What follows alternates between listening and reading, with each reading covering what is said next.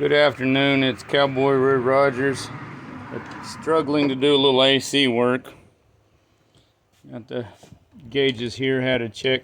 This is a 2007 Ford Focus that I was recommended to remove this inner cover to get to the only AC connection, which is on the low pressure line.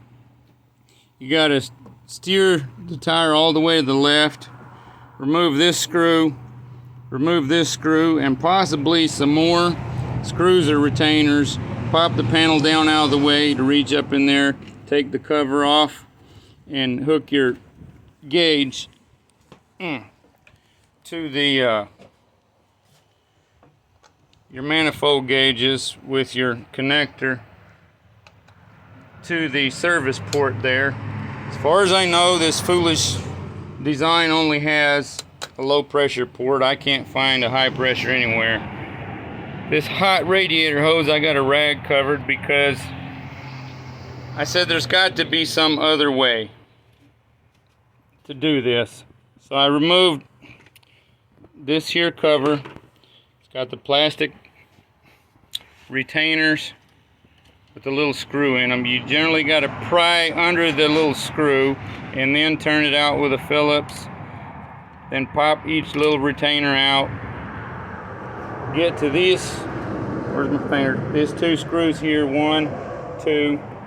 Get those out of the grill, and then right down here, each side is a little retainer that you lift up on either side of the hood latch, and it'll slide forwards and come out.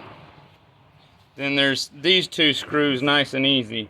Well, the reason I had the rag down there, excuse me, to prevent burning my arm, I should have done this beforehand, is my hand was stuffed down in that stuff and wrapped around to the fender. What I did is stuff my arm in there. Right about here on the inner fender is a little screw with a 10mm head on it. Reach in there with a 1/4-inch drive socket and ratchet by stuffing your arm down in the hole, and you can take that screw out.